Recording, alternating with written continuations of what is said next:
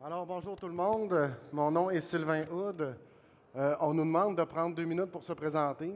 Moi, c'est l'affaire que j'ai le plus dans les conférences, me présenter.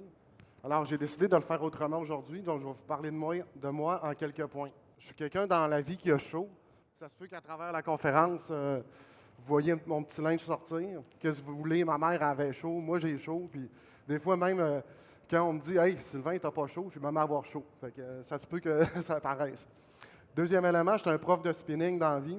Donc, j'ai tendance à aller vite. Donc, si je me mets à parler vite, ça se peut que je me retienne un peu pour prendre mon souffle. Donc, je vais tout de suite enlever mon veston en parlant que j'ai chaud. L'autre élément, c'est mon associé, Julie Quentin, qui est dans la salle, m'a dit de ne pas sacrer pendant la conférence. Donc, je vais essayer que ça n'arrive pas parce que je suis un passionné.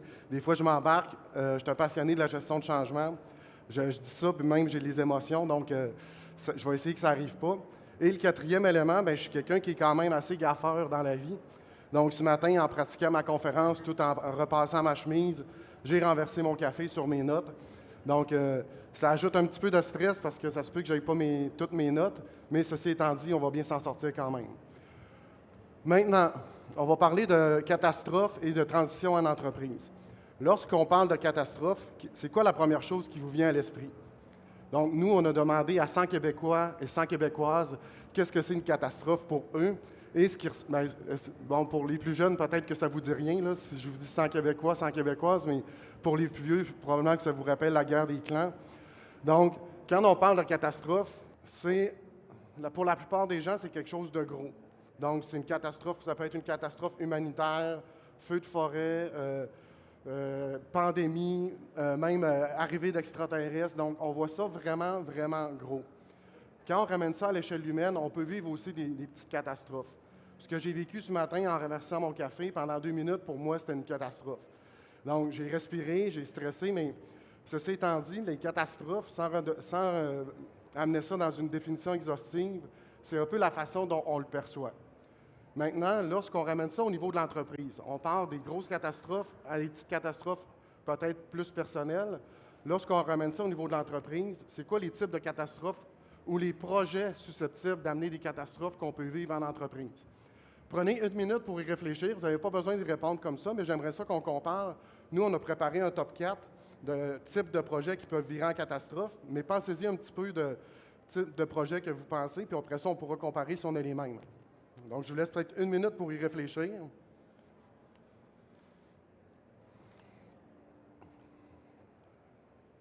On va dire que ça fait 1 minute. Si je vous dis projet informatique, hein? Donc, projet d'informatique, implantation d'ERP, CRM, mise à jour de Microsoft Office 365, bien, lorsqu'on est dans ce genre de projet-là, c'est souvent un peu ce qui se passe dans nos têtes. Donc, en fait, ce n'est pas de savoir si on va avoir un mal de tête, c'est plus de savoir à quelle intensité il va se produire. Lorsqu'on implante des systèmes informatiques, les types de catastrophes qu'on peut vivre, souvent, c'est on n'est pas capable de rentrer dans les délais, on n'est pas capable de rentrer dans les coûts. L'humain, nécessairement, ne suit pas toujours la technologie. Et évidemment, il peut y avoir des éléments de qualité qui ne sont pas au rendez-vous. À main levée, OK? Qui d'entre vous a réussi à implanter, qui ont fait ceux qui ont réalisé des implantations informatiques, qui ont réussi à implanter du premier coup, avec succès? Ah, je m'attendais à avoir au moins une personne. La personne que j'ai payée n'est pas arrivée encore, maudit. Deuxième implantation, donc deuxième report. Levez la main. Ceux que ça a pris 3 fois avant d'y arriver. 4 fois. Bon, là, je vais arrêter de poser la question, ça va devenir gênant. Moi, mon record, le record qu'on a eu chez nos clients, c'est 8 reports d'implantation d'un système ERP. Quand on parle de report d'un système ERP, on ne parle pas de 2 semaines. OK? Vous savez, là, ceux qui connaissent ça, il y a souvent des plages quand même assez importantes dans lesquelles on peut déployer un système. Puis à la blague, on disait qu'il y a eu 3 générations de reprenariat qui ont réussi à passer dans l'entreprise avant qu'on passe au Go Live. Donc, dans les systèmes informatiques, il y a souvent des catastrophes pour toutes sortes de raisons qu'on va voir plus tard, qui font en sorte qu'on n'arrive pas nécessairement à tomber dans les délais et les qualités requises. Il n'y a pas juste des systèmes informatiques pour lesquels on peut vivre des catastrophes, donc il y a d'autres types de projets. Et un qu'on voit beaucoup de ce temps-ci, c'est les nouveaux espaces de travail. On a commencé à le voir, là, mais les gens, on veut qu'ils reviennent au bureau, donc on aménage des nouveaux espaces de travail et on sait tous très bien que c'est toujours très bien planifié. Donc, évidemment, on voit ça beau, les gens vont arriver dans les nouveaux espaces de travail, ils vont être heureux, on a payé cher pour avoir des beaux divans, puis finalement, bien, quand on arrive, c'est pas du tout comme on avait prévu. Et ce qui est intéressant dans ce type de projet-là, c'est qu'un peu comme l'exemple que je vous ai donné tantôt, là, la mini-catastrophe, c'est que pour chaque individu, ils vont vivre leur mini-catastrophe. Donc, pour certains, ça va être la perte d'une fenêtre. Pour d'autres, ça va être la perte d'un bureau fermé. Pour d'autres, ça va être des chicanes avec les toiles parce qu'il y en a qui fait plus clair le matin, puis d'autres qui ne veulent pas avoir de luminosité. Donc, je ne sais pas si vous avez d'autres exemples là, qui vous viennent en tête, là, mais nous, on en a fait plusieurs accompagnements de projets de nouveaux milieux de travail avant et après pandémie. Et je pourrais écrire un livre sur le nombre de préoccupations qui deviennent des catastrophes individuelles. Mais la somme des catastrophes individuelles multipliée par 100, parce qu'on a 100 employés, ça devient une catastrophe organisationnelle. C'est un nouveau terme que j'ai inventé. Je ne sais pas si ça existait, catastrophe organisationnelle, mais les projets de réaménagement d'espace de travail, sachez-le, si vous êtes impliqué là-dedans, c'est une multitude de petites préoccupations à gérer. Bon, je ne peux pas parler de retour au bureau, je ne peux pas parler d'aménagement d'espace de travail sans parler de retour au bureau. Donc, évidemment que cette image-là parle d'elle-même, mais on pourrait faire une conférence de 6 heures sur le retour au travail, la télétravail versus pas télétravail, mais en fait, l'enjeu, c'est pas télétravail, c'est la façon dont c'est géré. Par exemple, je sais qu'ici, au niveau PME, fait que je vais essayer de vous épargner, mais on regarde au fédéral où il y a encore des discussions pour dire, 3 jours au travail. OK, mais pourquoi?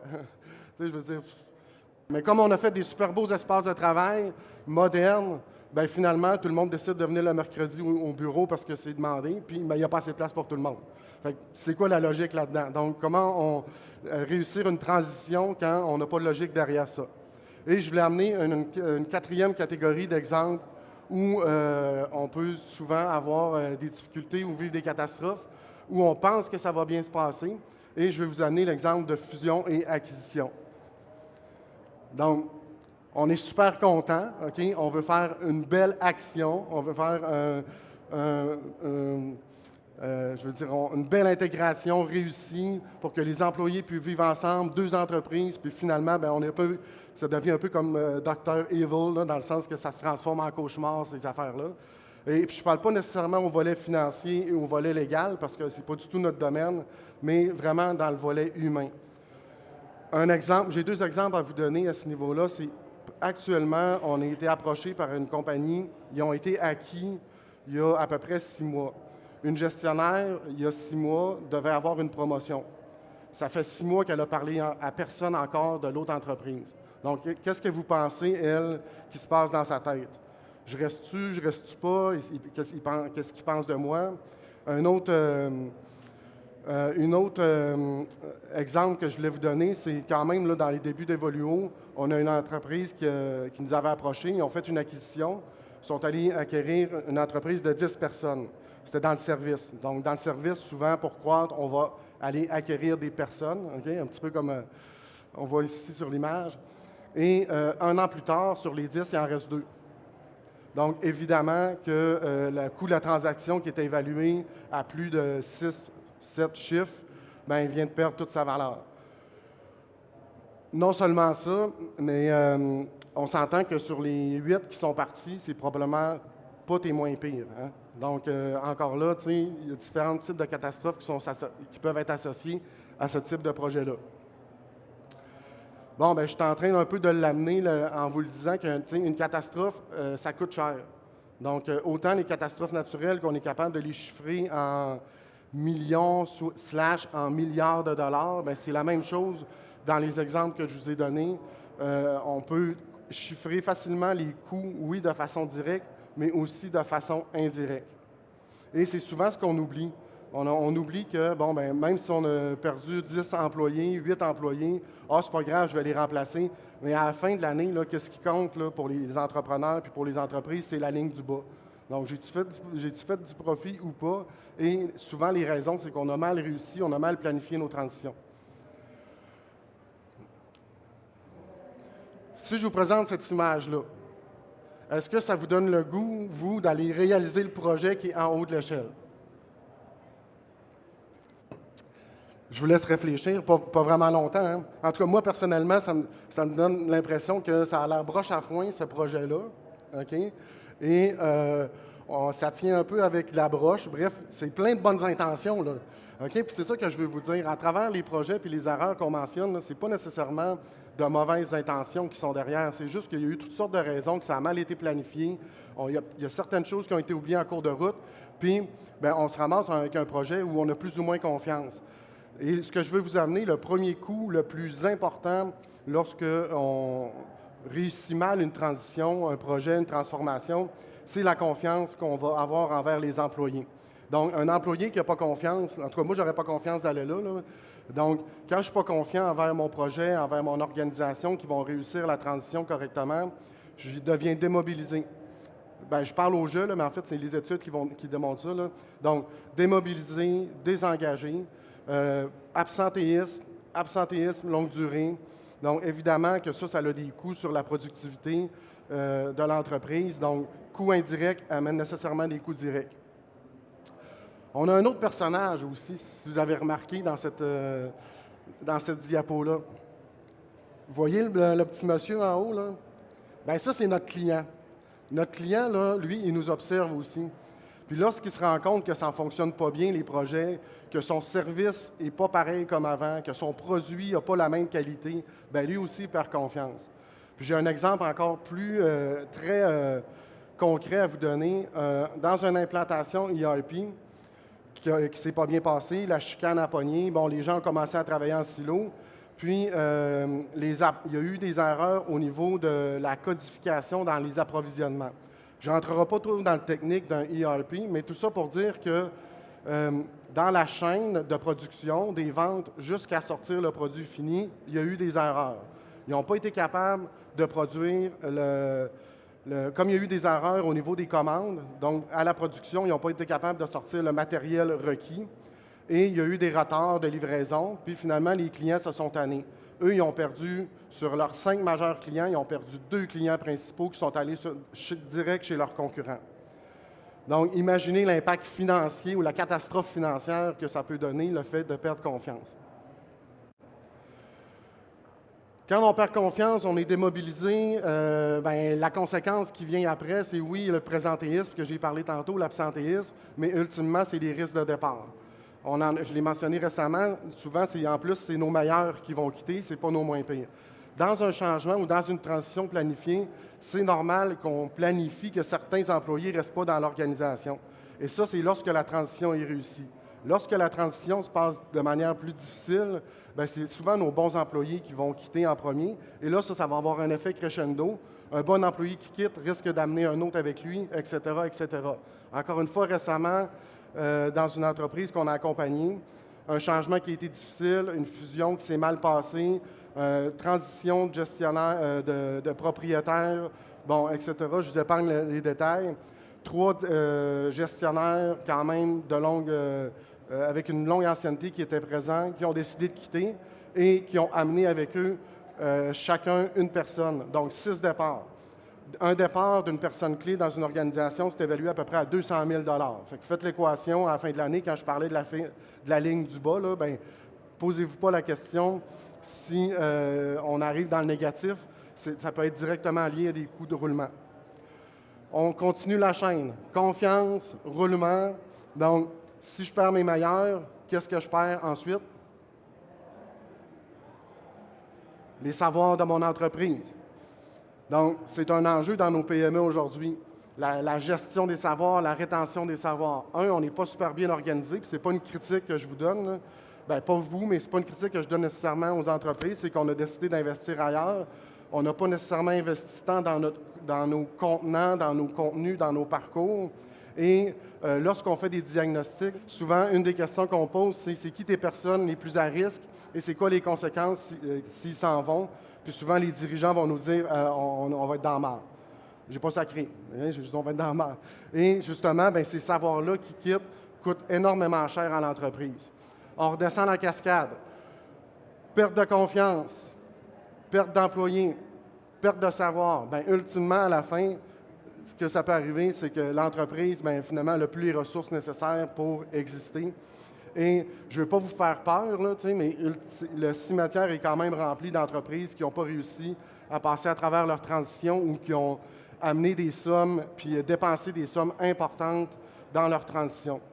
D'ailleurs, l'entreprise de 8 que j'ai donné en exemple au départ, là, de 8 implantations successives, là, ben, aujourd'hui, elle est sur la loi de la protection de la faillite.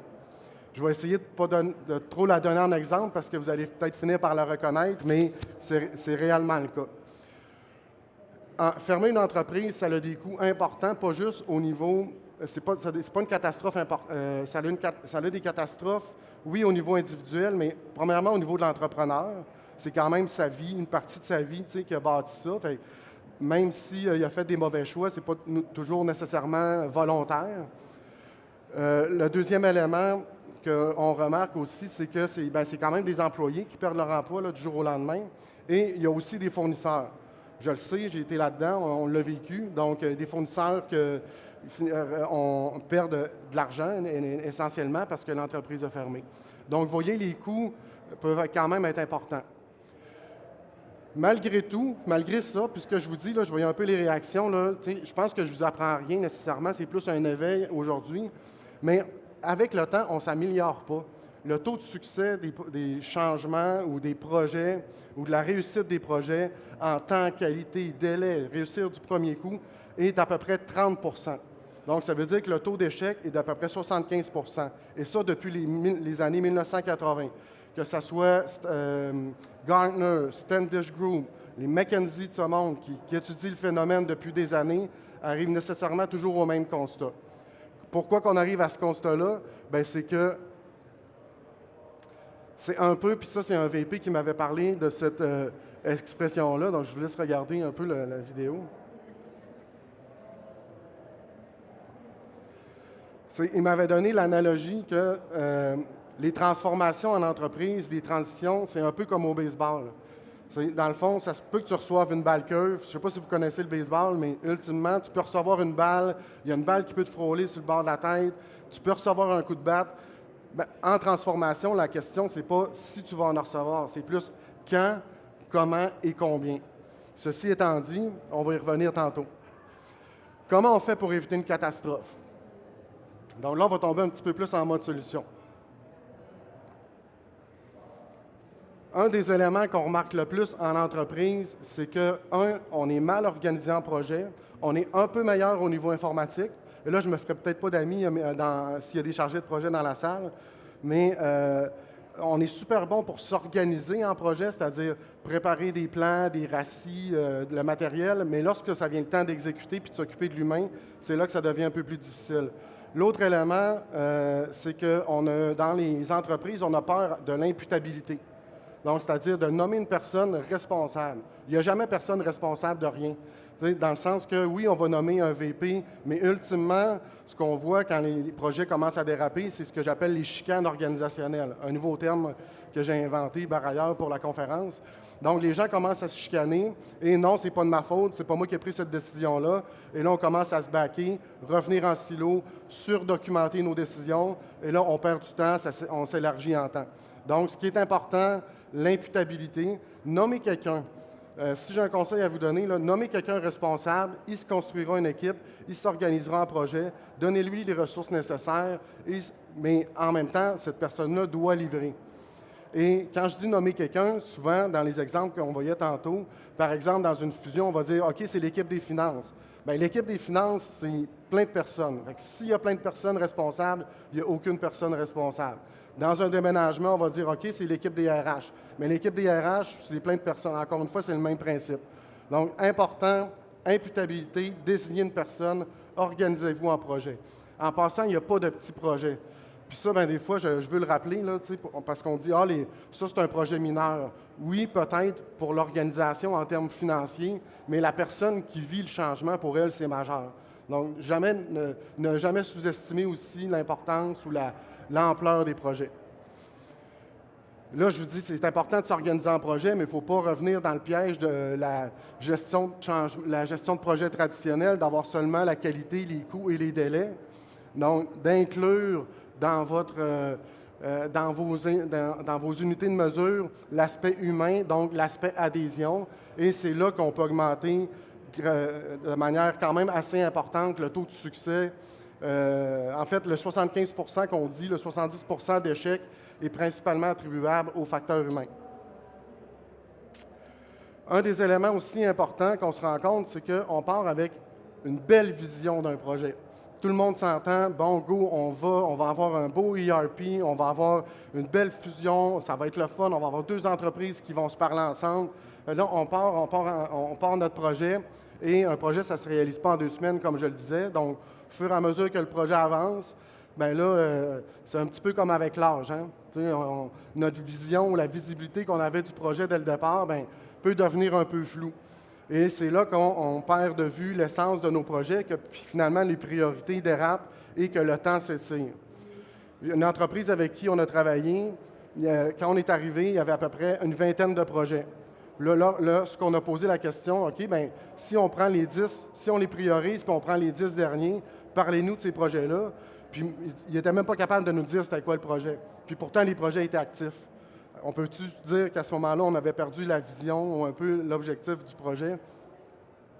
Donc, on part avec plein de bonnes intentions et on part avec des plans. C'est important de remettre ses paires de lunettes de façon périodique, garder le cap, focusser sur les bons projets, peut-être d'en faire moins, mais de mettre l'emphase sur les projets pour lesquels ils sont prioritaires, stratégiques, et s'assurer de garder toujours une visibilité sur ces projets-là.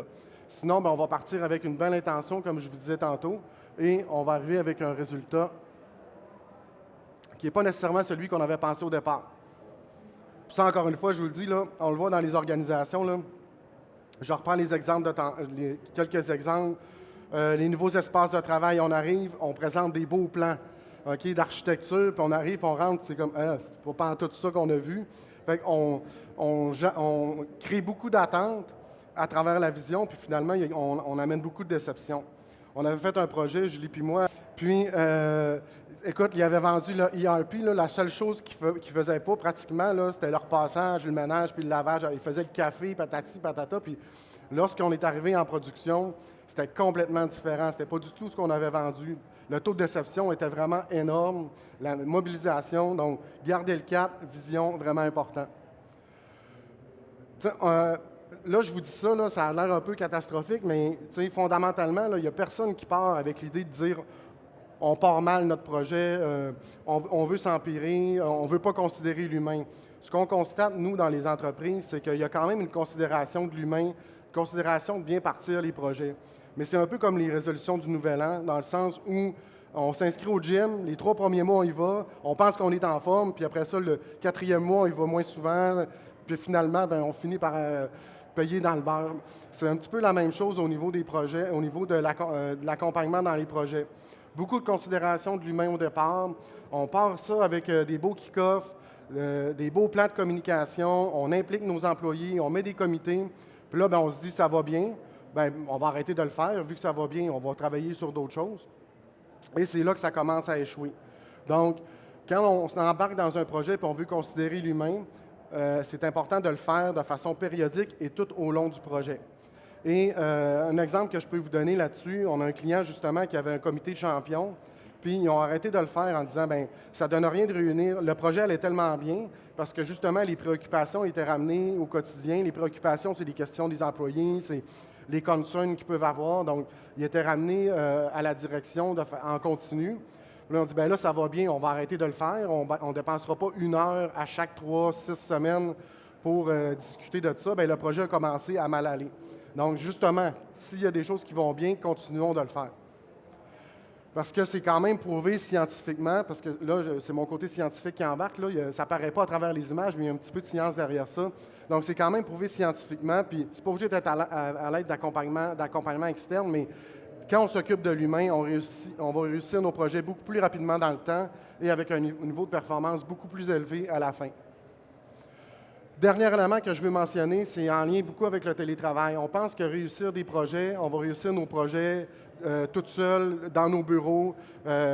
Pour réussir des projets, pour réussir des transitions de qualité, ça prend de la créativité, ça prend de l'innovation. Oui, on peut en faire tout seul, un peu dans nos bureaux, dans nos sous-sols, mais c'est en se réunissant ensemble qu'on a plus la chance de réussir et de favoriser cet élément-là de collaboration et de créativité, d'innovation que ça prend pour accélérer nos projets, nos changements, nos transitions, éviter les catastrophes.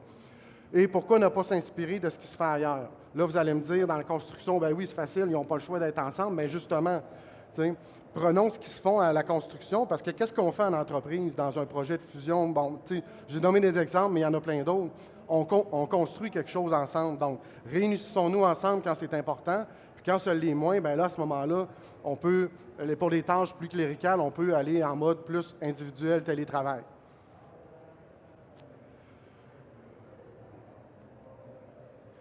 Est-ce que vous le reconnaissez? Je vais aller rapidement, le temps file. Donc, c'est Darwin. Et qu'est-ce que Darwin nous a appris? L'évolution. Et ce n'est pas le plus fort qui va réussir, ça va être la personne la mieux adaptée. Donc, ce n'est pas parce que vous avez le meilleur chargé de projet, la meilleure vision, la meilleure organisation de projet que vous allez réussir. C'est la façon dont vous allez gérer chacun des petites catastrophes qui peut arriver en cours de route. Donc, autrement dit, je sais que je vais recevoir, je risque de recevoir des coups, mais si je me suis pratiqué, si j'apprends des erreurs, si j'apprends de ce que les autres entreprises ont fait comme erreur ou les petites catastrophes qu'ils ont vécues et je m'en sers à mon escient, bien oui, je risque de recevoir un coup, une balle, mais ça risque de faire beaucoup moins mal si je puis réparer. Je terminerai là-dessus en disant, ben oui, une catastrophe, c'est catastrophique. Mais d'un autre côté, on peut s'en servir quand même comme une opportunité. Oui, c'est un peu ludique, les images ici, mais qu'est-ce qu'on retire des grandes catastrophes qu'on a vécues des dernières années? De façon un peu plus sociologique, qu'est-ce qui ressort? Bien, qu'est-ce qu'on en dit, dans le fond, c'est que les gens ont été résilients, ils se sont mis ensemble, ils se sont mis à collaborer, à communiquer, ils ont fait preuve de créativité, d'innovation. Le message que j'ai le goût de vous laisser pour éviter des catastrophes, en fait, c'est difficile de les éviter, mais lorsqu'elles arrivent, utilisons-les pour en faire une opportunité. Un peu comme j'ai fait ce matin. J'ai eu mon café qui m'est arrivé, mais je me suis dit, écoute, ce n'était pas prévu, mais je vais en parler pour vous montrer un exemple. Alors, j'espère que ça va vous être utile pour la suite. Merci beaucoup de votre participation, votre collaboration. Et si vous voulez en discuter davantage, je vous invite à venir nous voir au kiosque 401. Ça va nous faire plaisir de vous en donner davantage et d'amener plus d'exemples. Merci.